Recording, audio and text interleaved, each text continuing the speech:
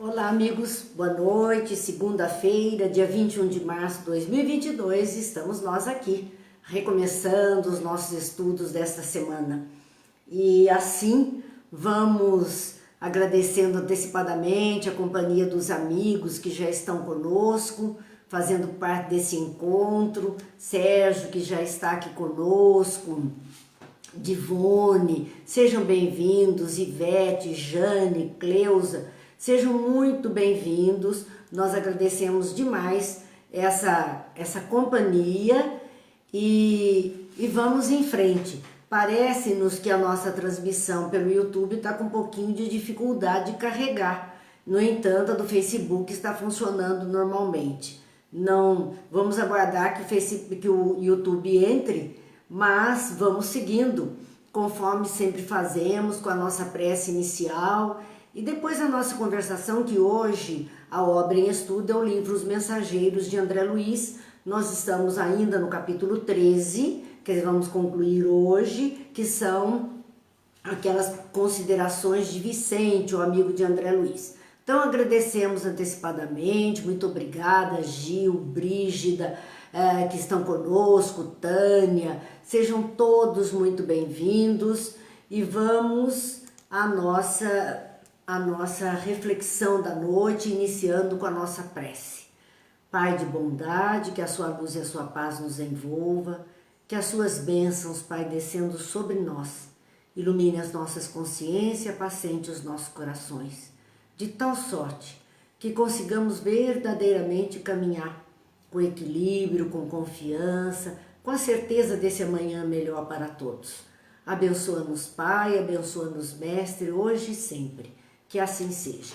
Bem, vamos lá então, Neuza, Edith, Guto, muito bem-vindo, Silvio, sempre esse encontro festivo. Nós estamos nesse capítulo 13 falando a respeito das considerações de Vicente, o amigo de André Luiz, quando eles estavam ali falando das próprias dificuldades, dos enganos que cometeram na encarnação anterior, e por conta disso eles tinham mesmo uma condição de seres enganados consigo mesmos, nos próprios valores, nas atitudes, e por conta disso é que ele está dizendo, André Luiz, a respeito de como falharam na profissão que escolheram. Ele falava que cada criatura foi preparada assim para o evento que deveria executar quando encarnado ou reencarnado, e que como médico muitos faliram na sua jornada. E o que ele comparava? Jesus, que ele disse a lei de mestre, ele foi o grande médico. E Jesus não só curou o corpo físico, mas ele também se ocupou das almas, das criaturas, do bem-estar das criaturas. Por conta disso, ele compara que os médicos da Terra não souberam bem executar o seu trabalho, realizar a sua tarefa. E que eles assim, nós, André, colocando-se também dentro do mesmo comportamento, em muitos casos, nem sempre aliviamos o corpo, que Jesus aliviava, curava as dores. Então, nem sempre aliviamos o corpo e quase sempre matamos a fé. Até porque, como dissemos na semana anterior, muitas, num passado não tão distante, tinha-se a medicina como uma ciência totalmente desvinculada de crenças, de fé, de qualquer coisa além da materialidade, da fisiologia do indivíduo, da biologia, da anatomia do indivíduo. No entanto, de uns anos para cá, a medicina também descobriu que o indivíduo não era só anatomia, biologia ou fisiologia, mas que o indivíduo é um ser, e como um ser ele tem todo um campo vibracional mantido pelo seu próprio pensamento, que poderá acelerar uma cura, poderá ajudá-lo no reequilíbrio diante do enfrentamento de uma doença, ou então poderá sim complicar essa doença, tornar mais difícil as coisas. Assim, nós hoje sabemos que a fé, a oração, o pensamento positivo, as boas mentalizações, tudo isso ajuda um processo de reharmonização, não somente do ser espiritual que somos, mas dos nossos corpos, quer o corpo espiritual, quer o corpo material. Eles refletem o estado de ânimo da criatura, de confiança, de fé, de esperança. Então hoje a medicina associa sim a cura através dos seus procedimentos medicamentosos ou cirúrgicos, enfim, seja lá qual for, ela associa isto também a qualidade de vida do indivíduo neste campo da expressão de religiosidade, que já viu que tem uma influência grande. Então, voltemos aqui. Eu não sei se para os amigos que estão aqui acessando o YouTube, estão conseguindo ver, porque o meu parece que não está carregando, mas tudo bem, o Face está funcionando, né? E nós então vamos procurar ver por aqui, vamos ver por aqui se localizamos os amigos, porque senão eu não posso nem dizer o boa noite, como a gente gosta de dizer. Alguns companheiros a gente não se localizou ainda, não estamos nos encontrando virtualmente. Eu vejo apenas através do celular, mas no notebook não estou conseguindo acesso com os amigos. Vamos em frente. Oba, estamos chegando aqui. Então vamos lá. A Cidinha dizendo que vai olhar no YouTube, agora já estou vendo a Cidinha aqui também, Célia, Silvio, os amigos já estão, Kazuko, Dilza, Cida, Terezinha, sejam muito bem-vindos, Edith, Carol, sejam muito bem-vindos, Sebastiana, Cleusa, é uma alegria para nós quando estamos juntos aqui, Divone também conosco, a Tânia dizendo que não conseguiu entrar no YouTube, ele não está carregando, não sei bem por que razão, ele fala em iniciando a transmissão, mas não está carregando. Vamos ver se mudando uma rede aqui vai cair de vez ou nós vamos conseguir alguma coisa.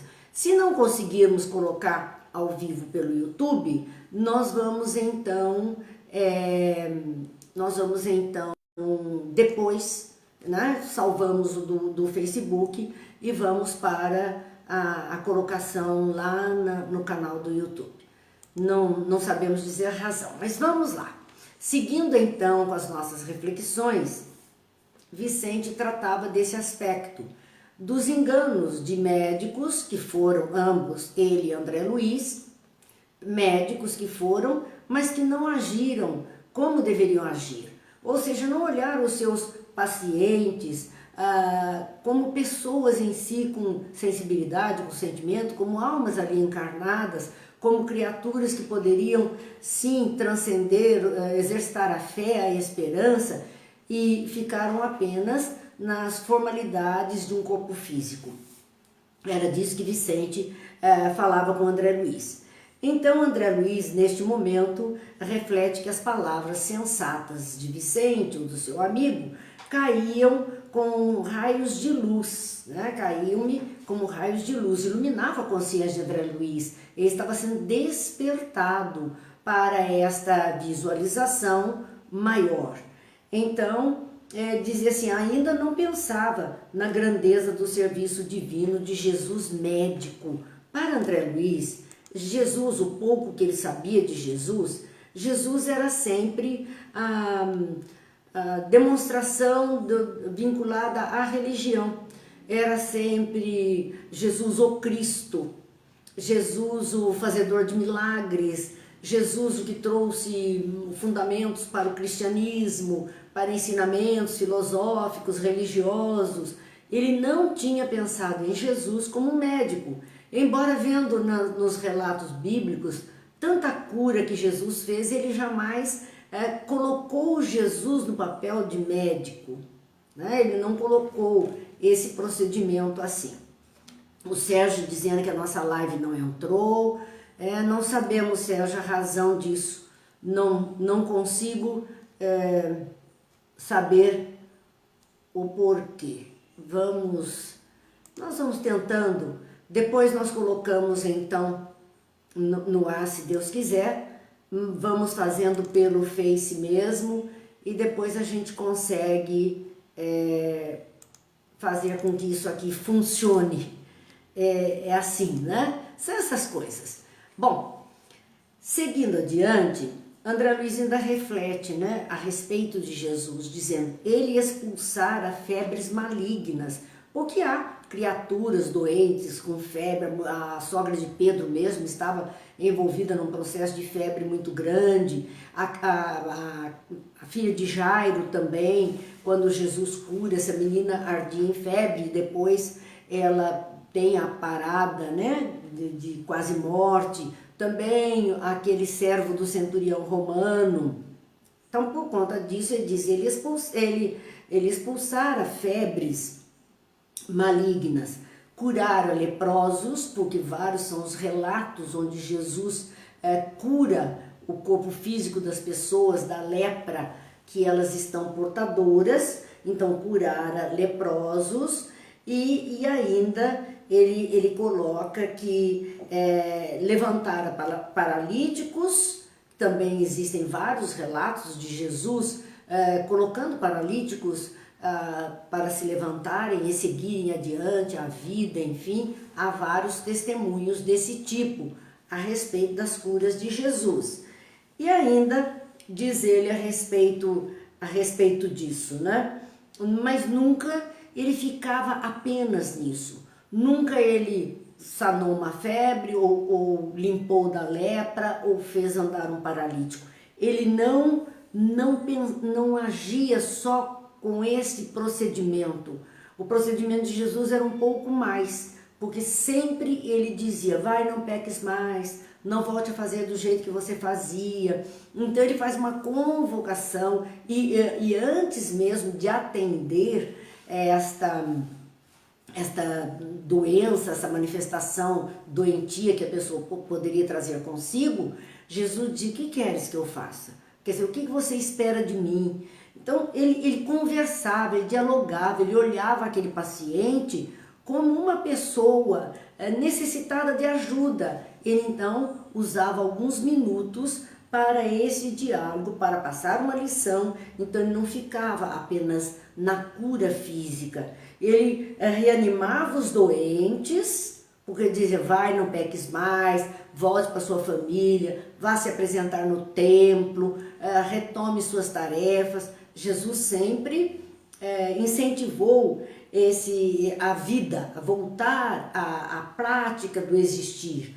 Dava-lhes esperanças novas, porque era uma vida nova que começava ali e convidava-os à compreensão da vida eterna. Muitos ele ensinou, ele convidou para estar junto dele, para seguir junto, e muitos seguiram mesmo Jesus.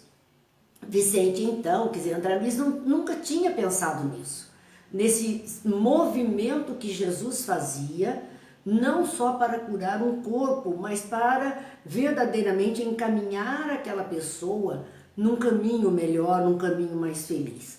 Assim, Vicente diz, tem um amigo, nosso colega de profissão, que se encontra nas zonas inferiores há alguns anos, atormentado por 2 inimigos cruéis. Então Vicente está dizendo que ele tem um amigo médico, tanto quanto ele ou André Luiz. Esse amigo médico está numa região difícil, ele está numa região difícil, inferior, e é perseguido por 2 algozes, 2 criaturas impiedosas para com ele, 2 espíritos vingadores que estão atormentando aquele amigo. E ele então vai contar a André Luiz a história desse amigo, dizendo, ele muito faliu como homem e como médico. Então ele não errou somente no procedimento do atendimento aos seus pacientes como médico, ele também se comprometeu como um homem de vida em sociedade. Cirurgião exímio, tão logo conseguiu renome, impressionou-se com a aquisição material e caiu desastradamente. Olha que beleza que ele era, um cirurgião exímio, quer dizer, uma mão precisa, sabia o que fazer, sabia qual era o melhor procedimento para atender as criaturas, tinha tudo, né, para ser um médico de grande qualidade. E o foi verdadeiramente. Só que junto com esta habilidade maior, com esta qualidade maior, foi muito requisitado e conseguiu então, através das consultas, cirurgias e atendimentos, fazer ir adquirindo um patrimônio material muito grande. Mas o problema foi exatamente esse. Quando ele consegue, ele materialmente falando muito bem sucedido, ele acaba caindo desastradamente, vai rodar no sentido de se comprometer, é a porta larga que Jesus falou, né? A porta larga é complicada. Então, ele continua dizendo, nos dias de grandes negócios financeiros, porque este homem, claro, ele tinha um patrimônio material e o patrimônio não ficava parado, o seu dinheiro era aplicado, ele usava para negociatas. Então, no dia de grandes negócios financeiros, ele deslocava a mente das obrigações veneráveis, colocando-a distante da esfera na esfera dos banqueiros comuns. Então, hoje é dia em que a bolsa está explodindo por N razões. Acabamos de ver lá, o dólar diminuiu, foi abaixo de R$5. Então, nessa altura, tem muita gente que, pensando em investir em dólar, e aí eu compro, eu vou comprar onde, de quem, qual vai ser o melhor negócio, eu vou aplicar, vou ter renda, porque eu compro um pouco mais barato, eu compro uma quantidade maior de dólar, porque essa é a notícia nossa, né? Quem está envolvido em perceber essas coisas está vendo ações de determinadas empresas que sobem, outras que descem, onde rende mais juro, são coisas da nossa vida material. E este homem, quando era esses dias específicos, vamos dizer, hoje é o dia de saber o quanto rendeu a aplicação, a poupança, e vamos ver quanto deu aquilo que eu investi, a cabeça dele estava lá, no banco, estava lá em saber de todos esses detalhes materiais, desvinculando-se do foco do atendimento às pessoas doentes, às cirurgias, aquilo que era da competência dele. Não fosse a proteção espiritual, continua Vicente dizendo André Luiz, a atitude comprometeria oportunidades vitais de muita gente. Essa atitude dele de a cabeça estar longe, né? O corpo estava ali, mas a cabeça estava nos negócios, uma distração mínima era suficiente para que algo, uma cirurgia desse errado. Então, ele se desligava por alguns instantes naquela situação e se desconcentrava, perdia o foco do trabalho que estava realizando como uma cirurgia.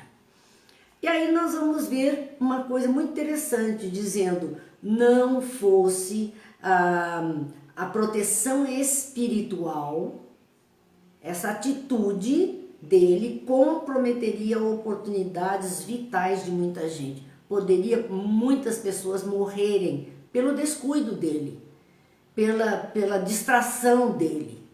Pessoas poderiam perecer numa mesa cirúrgica se ele não estivesse atento ao trabalho que deveria executar. Então ele disse, mas havia uma proteção divina. Então ninguém vai passar por algo que não esteja programado, não esteja previsto de passar. Existe proteção. O médico estava descuidado, mas os médicos espirituais presentes estavam atentos para evitar desencarnes de pessoas que não deveriam viver essa experiência, ter um final nessas condições. Então, isso iria comprometer oportunidades vitais de muita gente, não fosse o socorro do mundo espiritual. A colaboração dele tornara-se quase nula, e alguns desencarnes nas intervenções cirúrgicas, algumas desencarnações aconteceram por causa dessa má intervenção dele, que quase nula, não prestou atenção.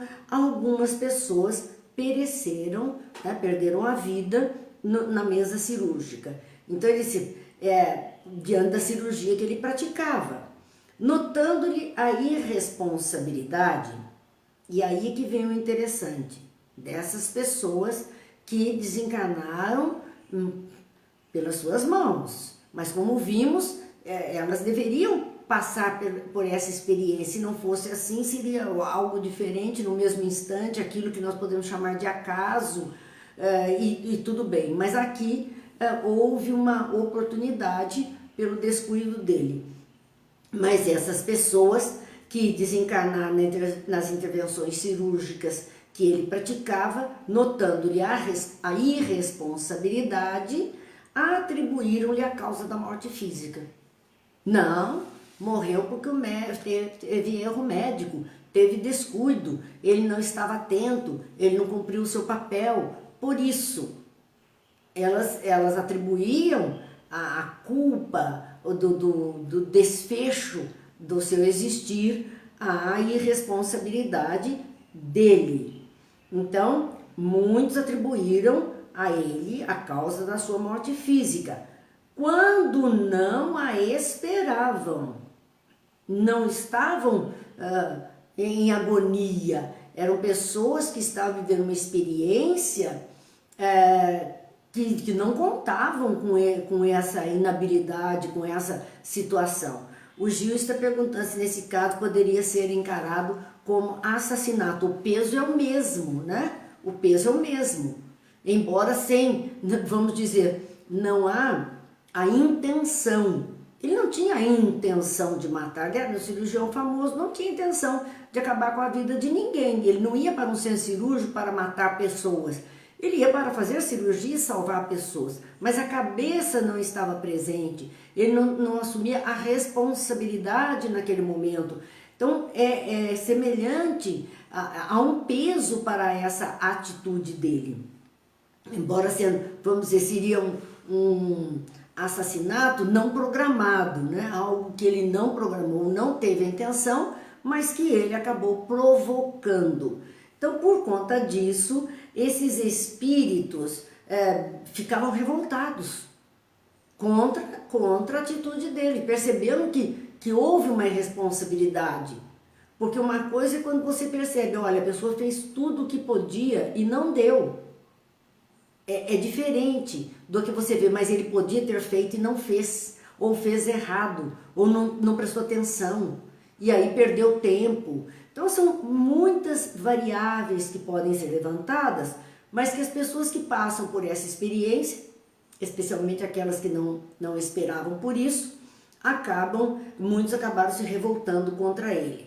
Desses, né, que perceberam isso, que tiveram ódio em direção a ele, pelo fato, 2 perseveraram e o esperaram no limiar do sepulcro. Então, daqueles todos que ficaram enraivecidos com ele, muito bravos, e estavam ali mal com ele, sem o desejo mesmo de perdoá-lo, né? Não estavam interessados nisso. Então, destes muitos, 2 verdadeiramente se tornaram inimigos ferozes. 2 esperaram ali no limiar, então no portal, né? Entre o mundo encarnado e o desencarnado, aquela faixa de transição, eles já estavam ali à espera dele para vingança, porque ele fez, é o toma lá da cá, né? Bateu, levou. Então eles estavam enraivecidos e ficaram ali à espera dele. Horrível, disse André Luiz. Se ele não é culpado, porque ele não teve intenção, então não era culpado, né? Se ele não é culpado da desencarnação desses adversários gratuitos, como pode ser atormentado desse modo? André Luiz questionou, como é que o mundo espiritual pode deixar? Ele não tinha a intenção de matar, ele matou por descuido, descaso, enfim, cabeça em outro lugar, né? Não teve atenção suficiente, não honrou o seu compromisso como médico que deveria honrar. Então, por conta disso, André Luiz, ele não teve a intenção. Então, como podem permitir que ele seja assim atormentado agora, né? André Luiz diz isso, atormentado dessa maneira, porque os dois não davam folga. E o Vicente vai explicar, dizendo, realmente, não tem culpa da morte deles.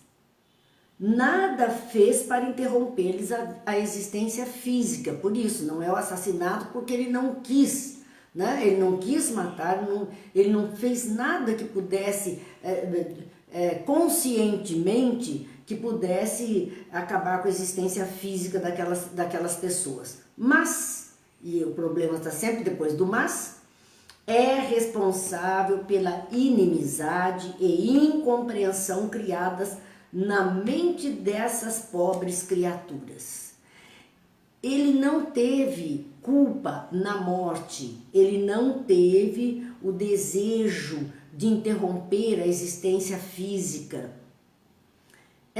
Era o momento daquelas criaturas, mas como aquelas criaturas perceberam que ele estava desatento, atribuíram a ele uma culpa que ele não teve a intenção.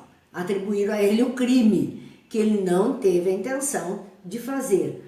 Mas o que é que ele tinha como peso, como culpa e o prendia aquelas criaturas? Era a inimizade e a incompreensão criada nas mentes dessas pessoas, porque por conta dele, esses dois estavam desarvorados no mundo espiritual, esses dois eram atormentados porque julgavam que a culpa era dele. Então a inimizade, o ódio que criaram foi provocado por essa situação que ele, né, facilitou, tanto quanto a questão da incompreensão dos fatos. Incompreensão, eles não entendiam que não, ele não fez, mas ele não fez nada para eliminar a vida deles. Era uma fatalidade, vamos dizer, ali. Havia esse momento fatal para eles, né?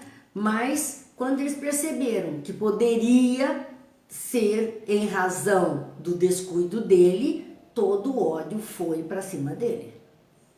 Todo o ódio. E este movimento é que ele era responsável pelo ódio surgindo no coração, pelo descompasso dessas criaturas, porque se ele não tivesse dado demonstração de irresponsabilidade, se ele estivesse colocado como uma pessoa zelosa da sua profissão, do cuidado, da atenção, esses espíritos desencarnando teriam percebido isso, teriam percebido que ele verdadeiramente lutou por eles. E eles não percebiam isso por causa dessa, que a Tânia ainda coloca aqui, por causa da negligência.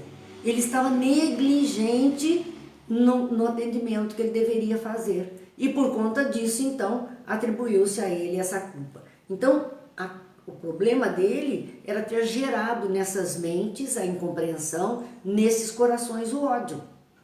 É isso que ele provocou. Ele não provocou a desencarnação, mas ele provocou esse estado de perturbação mental e emocional dessas criaturas. E aí continua Vicente ainda dizendo a respeito disso. A inimizade e a incompreensão, porque não estando seguro do seu dever, nem tranquilo com a consciência, o nosso amigo julga-se culpado em razão de outras falhas a que se entregou imprevidentemente.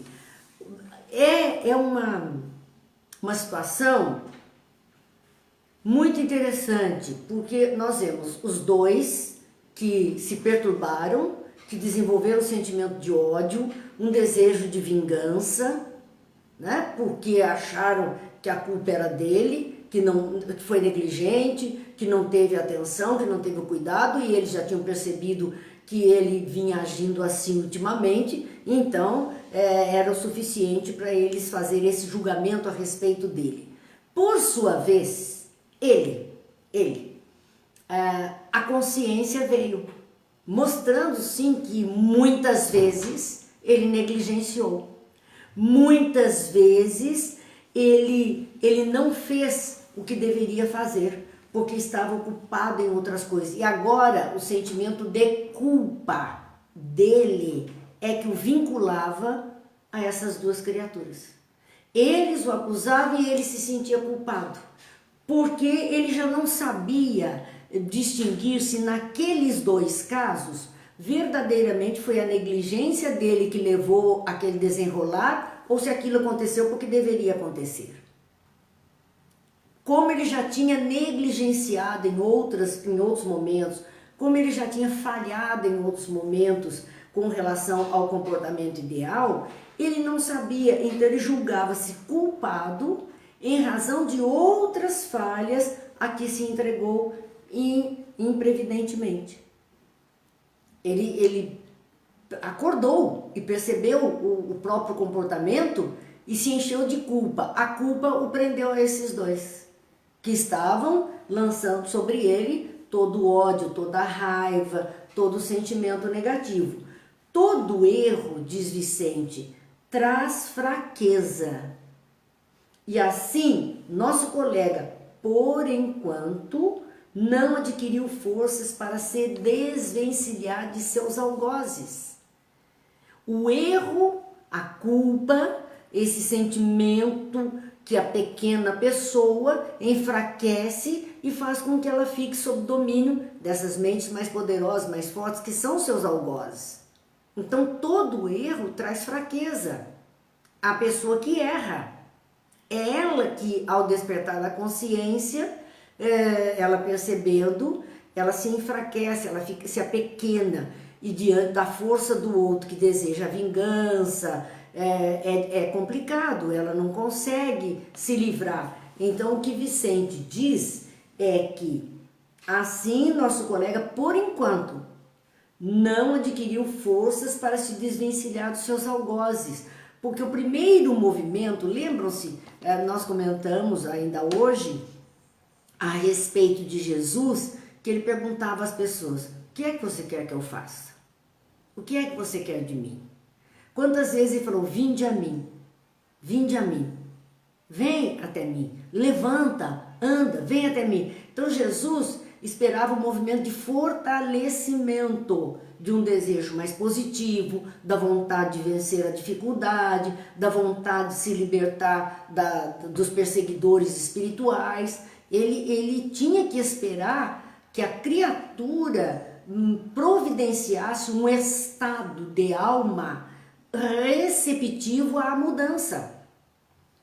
E este amigo do Vicente, por enquanto, quer dizer, Vicente deixa muito claro que não é uma situação para sempre, mas que por um período ainda ele estava sujeito aos algozes, porque ele não conseguia, pela culpa, ele não conseguia desejar ir adiante. Pela culpa, ele ficava preso a eles. Então, é isso que nós temos, né, que prestar atenção aos nossos sentimentos, que criam esses estados da alma. Vamos ver o Gil dizendo: pela raiva de achar que ele era culpado, era atormentado por outros irmãozinhos. Sim, vai gerando, né, vai criando um grupo de mentes perturbadas, mas especialmente esses dois estavam ali senhores da situação. E a culpa fez com que ele se apequenasse. Então não poderia se desvencilhar.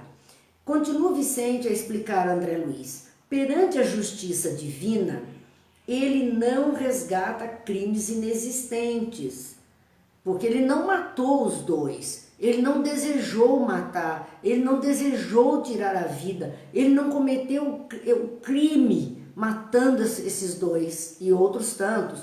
Ele não fez isso. Então, na justiça divina, ele não estava padecendo, não estava resgatando através daquele estado tormentoso na sua vida, crime que ele não praticou.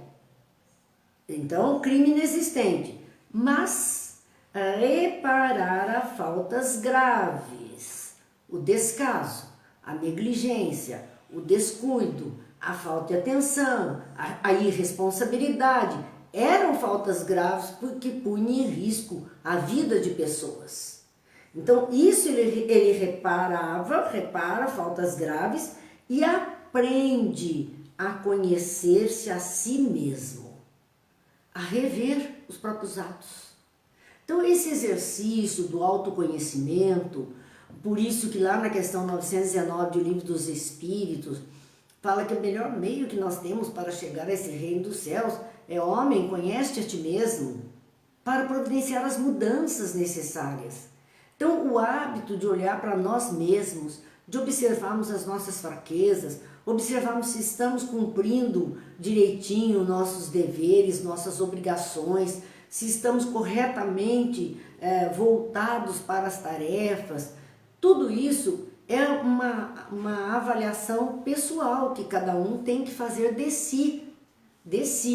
Ele não fez isso quando encarnado, nem por um momento ele parou para pensar que a cabeça estava lá. Como dizia antigamente o povo, a pessoa está aqui, mas a cabeça está na lua. O que significava? Que a pessoa estava pensando em outra coisa. Ela estava de corpo presente num lugar, mas a cabeça estava em outro lugar. Então ela não vivia aquele lugar onde o corpo estava presente com a intensidade devida.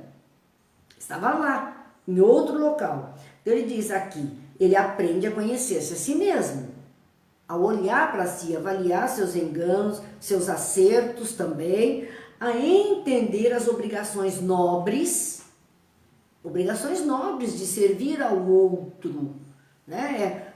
Dizem que a medicina é um sacerdócio, é uma obrigação de atender a outros, de aliviar a outros, e ele não estava cumprindo essas obrigações nobres e praticá-las, compreendendo a felicidade dos que sabem ser úteis com segurança, de fé em Deus e em si mesmos, que é a alegria. Ele não compreendeu, né? Ele não viveu essa dedicação, essa atenção, então não teve essa experiência da alegria de servir e de ter um bom resultado por confiança em Deus e confiança em si mesmo. Então, quando nós temos um profissional da saúde, que é o caso que está falando aqui do médico, que ele tem, sim, essa habilidade, ele estuda, ele se especializa, ele está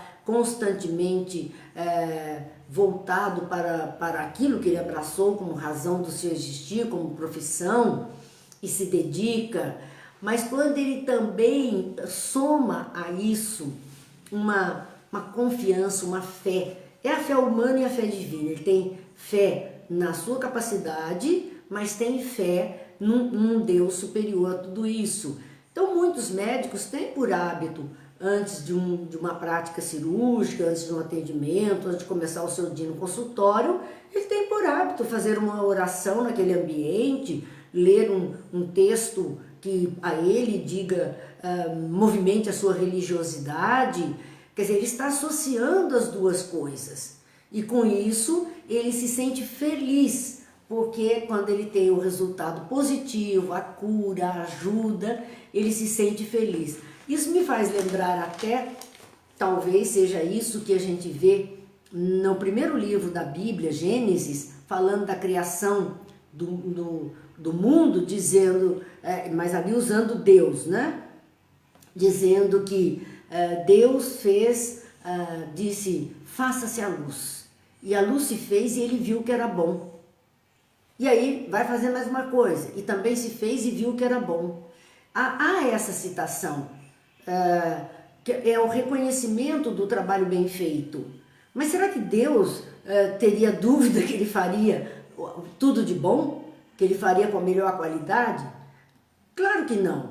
A narrativa é humana, do fato. Há um fato sendo contado, né? Ali, Gênesis é como se fosse uma história para entender a criação. E para o homem é importante fazer alguma coisa e ver que essa coisa ficou muito boa e ele se alegra com isso e continua fazendo mais. Então é aqui que nós vemos essa fala também de Vicente, dizendo que que o médico ensina que consegue unir a sua capacidade, a compreensão de Deus e ter o bom resultado com o seu paciente, ele se sente feliz por isso.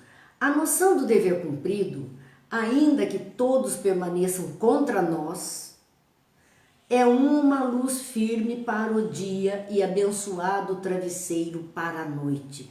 Olha o que Vicente está dizendo. A noção do dever cumprido. Fiz o melhor, fiz tudo o que pude, da melhor forma possível, estou satisfeito com o resultado. Dever cumprido. Essa noção de dever cumprido, e ele coloca uma ressalva, ainda que todos permaneçam contra nós.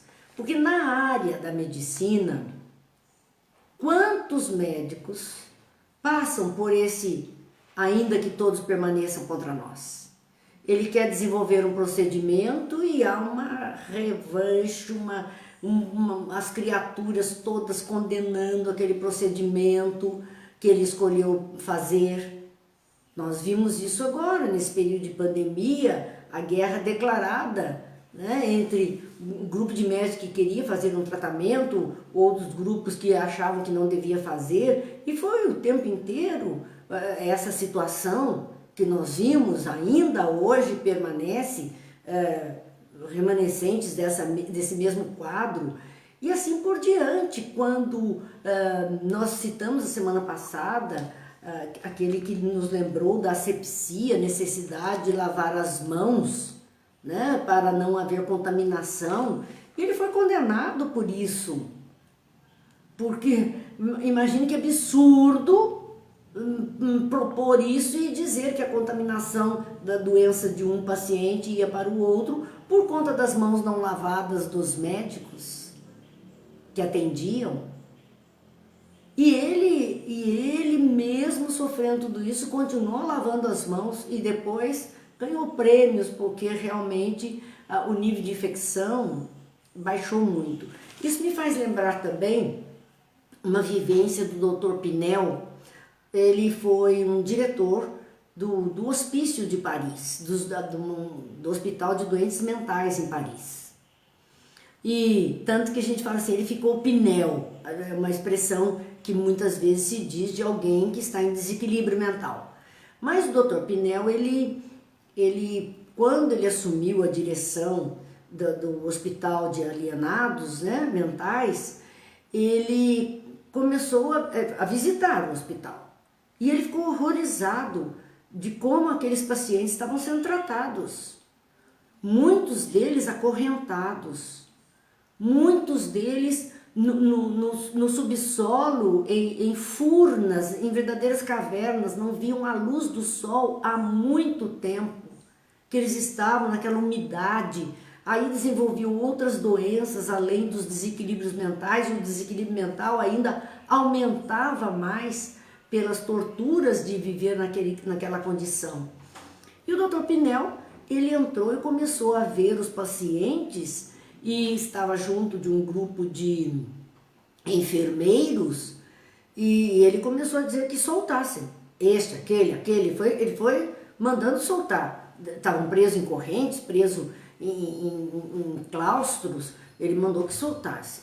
E quando soltaram um determinado paciente, era um local muito fechado, mas havia como que uma clarabóia no teto, paredes de pedra e uma clarabóia, e o sol naquele momento entrava pela clarabóia. E assim, quando soltaram vários deles, um subiu aquelas paredes, a narrativa é de como se fosse uma aranha subindo a parede, e todo mundo aí achou que ele era louco mesmo, porque aquele comportamento desvairado, e ele subiu até a claraboia para colocar a mão, refletindo o sol, olhando para as próprias mãos e o sol no rosto, que há quanto tempo ele não via. E o Dr. Pinel entendeu perfeitamente, aquele homem não era um louco. Aquele homem não deveria estar naquelas condições. Também ele percebeu que muitos casos ali não eram casos de desequilíbrio mental, eram médiums, eram pessoas que tinham visões, que ouviam vozes, mas que não eram doentes em si, eram médiums. E ele foi soltando toda essa gente. Claro que isso foi um absurdo em Paris. A ala médica que existia ali, que mantinha esse quadro terrível, foi totalmente contra ele. Foi totalmente contra ele. E ele se manteve firme na decisão de mudar aquele quadro, aquela situação. Então, o Vicente está dizendo isso para André Luiz. A noção do dever cumprido, ainda que todos permaneçam contra nós, não estão, acho que não deve ser assim, não deve ter mais esse cuidado, não deve dar mais esse minuto de atenção, isso é caso perdido, a gente vê muito disso. Essa noção é uma luz firme para o dia, dever cumprido é luz firme para o dia e abençoado travesseiro para a noite. Consciência tranquila, consciência de ter feito tudo o que podia, consciência de ter agido da melhor forma possível com as pessoas. Isso dá sono tranquilo, noite tranquila. O colega falando do amigo que estava nessas condições difíceis, tendo abusado da profissão, entrou em dolorosa prova. Por conta disso, ele se vestiu de culpa ao despertar da consciência, avaliando a própria encarnação que se encerrava. Estava vinculado a mentes perturbadas que queriam atormentá-lo, então ele estava nessa dolorosa prova e enfraquecido. André Luiz, então, diz a Vicente, sim, agora compreendo. André Luiz agora compreendia, não era castigo de Deus, ele não estava naquela condição porque atribuía a ele assassinato daquelas pessoas, não era isso, não havia essa intenção. Mas havia a irresponsabilidade, o descaso, a falta de atenção para com o trabalho que ele deveria executar, tudo isso havia. Onde exista uma falta, diz André Luiz, pode haver muitas perturbações. Onde apagamos a luz, podemos cair em qualquer precipício. Então, onde houver uma falta, onde transgredimos na vida, isso pode gerar perturbações para nós. Muitas pessoas, quando estão em estado, às vezes, de agonia, um final de vida, provocado por alguma situação, ela tem essa lucidez, ela revê os seus passos e muitas vezes ela pede para chamar alguém, ela pede perdão, ela quer se retratar de alguma forma, ela quer falar do seu engano, do seu erro.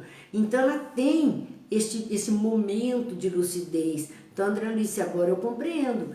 Onde existe uma falta, pode haver muitas perturbações. E às vezes a pessoa não consegue nem desencarnar se ela não ouvir do outro que perdoa, se ela não esclarecer uma situação que estava complicada, pendente. Ela precisa solucionar isso porque ela está perturbada pelo seu próprio comportamento. E aí André Luiz diz, onde apagamos a luz, podemos cair em qualquer precipício. A luz, ele dizia, era o dever bem cumprido. Era a condição de agir bem. Depois de longa meditação, Vicente dizendo a ele justamente, você tem razão, você entendeu. E aí convidou Vicente convidou André Luiz para regressar ao núcleo deles. Vamos regressar ao nosso núcleo, ao nosso grupo. Creio devamos ouvir Aniceto ainda hoje referente ao serviço comum. Eles tinham saído, lembra-se, eles tinham ido para o jardim, André Luiz tinha conversado com ele tinha falado a respeito da vida e contou todos esses fatos para André Luiz ali naquele momento, naquele encontro. E então ali eles encerram esse capítulo 13, voltando para o núcleo de atividades, sabendo que Aniceto, que era o orientador deles todos, deveria trazer propostas de trabalho e eles teriam ainda que ouvi-lo naquele instante. E aí começa o capítulo 14, que tem como título Preparativos.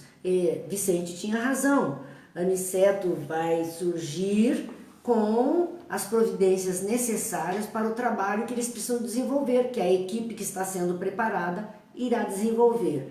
Então, à noite, Aniceto veio ver todos aqueles que deveriam participar das atividades. E veio ver especialmente Vicente e André Luiz. E tinha para com eles uma tarefa em particular, dizendo, amanhã deveremos partir os três, então iria Aniceto, Vicente e André Luiz. Aí nós temos um orientador que é o Aniceto, temos o Vicente, que já é alguém experimentado na tarefa, e o André Luiz, que era o novato, o iniciante. Então iremos nós três a serviço nas esferas da crosta. A serviço. Eles iriam desenvolver, eles tinham algo a fazer. E continua Aniceto dizendo, Telésforo recomendou-me certas atividades de importância, mas posso atendê-los em particular, proporcionando a ambos uma estação semanal de experiência e serviço. Os dois, Vicente e André Luiz, foram recomendados por Telésforo a Aniceto, para que ele pudesse dar uma atividade condizente com aquilo que eles tinham capacidade de realizar. Ele disse assim, mas eu posso atendê-los em particular. Vou dar uma chance, vocês vão fazer um estágio de uma semana, um cursinho de uma semana, uma estação de experiência e serviço. Vamos ver como é que vocês vão se sair nesse período de experimentação, para depois a gente seguir adiante. E André Luiz não cabe em si, ele disse, fiquei radiante. Era tudo que ele queria, colocar a mão na massa, começar o trabalho. Ele estava se preparando para isso e o desejo era ir a campo realizar algum trabalho. Muita vez, diz André Luiz, retomara ao meu ninho doméstico, nesse período que ele estava em nosso lar, ele foi várias vezes à casa dele no Rio de Janeiro visitar a família. Via os filhos, via a esposa, o segundo marido dela, via como eles estavam, ficava ali com eles um pouco e voltava para nosso lar, para as suas tarefas. E ele diz, muitas vezes retornaram ao ninho doméstico, à cidade em que desenvolver a tarefa última, quer dizer, Rio de Janeiro, onde ele fora médico e chefe de família. E não me detivera no exame das possibilidades extensas do concurso fraternal. Na verdade, ele ia e via a família dele, os seus. E ali ele tinha sido médico, mas ele nunca parou em pensar que ele poderia ajudar outras pessoas, que não da família exatamente, da família biológica. Ele não estendeu essa ajuda fraternal, ele nunca parou para pensar em ajudar outras pessoas. Ele estava vinculado aos seus e não aos nossos. Ele não colocou outras pessoas nesse grupo que ele poderia atender. De quando em vez, era defrontado por situações difíceis, nas quais velhos conterrâneos encaravam problemas de vulto. Então, muitas vezes ele visitou até amigos velhos conterrâneos, reencontrou esses amigos que estavam enfrentando situações difíceis, né? Problemas. Entretanto, sentia-me incapaz de auxiliá-los. Ele achava que não poderia fazer nada, que não tinha elementos para ajudar esses amigos. Ele estava impedido. Faltava-me técnica espiritual, essa era a alegação dele, ele não estava pronto. Então ele não tinha conhecimento, ele não sabia como agir. Faltava-me técnica espiritual para fazê-lo. Não tinha bastante confiança em mim mesmo. E isso é muito comum, até entre nós aqui encarnados, quando alguém é chamado a um trabalho, a uma participação, numa situação ou outra, a pessoa diz, mas eu ainda não estou pronto, eu ainda não estou pronto. Na doutrina espírita, no movimento espírita, a gente vê muito disso. Convida uma pessoa para fazer uma explanação do evangelho. Olha, mas vai ser um evangelho assim curtinho, são 10 minutinhos, é para o grupo de mães, é para lá os jovens. Mas eu ainda não estou pronto. Bem, faz 30 anos que você está aí, ouvindo, estudando, não está pronto, não pode colaborar. Chama-se para fazer uma prece. Quem gostaria de fazer a prece hoje? 1 minuto de prece, 1 minuto e meio. Todo mundo se encolhe. As pessoas dizem, mas eu não sei o que eu vou dizer, eu não sei. Tem alguns um pouquinho mais corajosos que dizem assim, eu posso ler? Eu tenho uma prece aqui dentro do meu livro, eu posso ler? Pode, porque já é um começo de coragem. Ler em voz alta uma prece para que os outros ouçam. Então André Luiz fez a mesma alegação. Ele ia, visitava a família, via companheiros que estavam em dificuldade, mas ele dizia simplesmente que não estava pronto, ele não sabia de técnicas espirituais, achando que precisaria de ferramentas fantásticas para solucionar aquele problema. Nós vamos ver que isso aí não é novidade, não é um privilégio de André Luiz e nem de nós outros que aqui estamos, porque vamos ver aquele caso do menino que ora cai no fogo, ora cai na água, e que o pai vai pedir o socorro de Jesus, dizendo, olha, eu já levei para os seus discípulos e eles não puderam curá-lo, não puderam.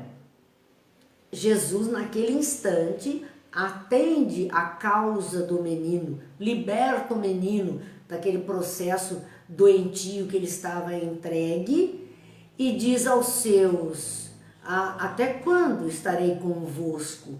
Até quando vos hei de sofrer? Quer dizer, farei o que vocês devem fazer, homens de pouca fé.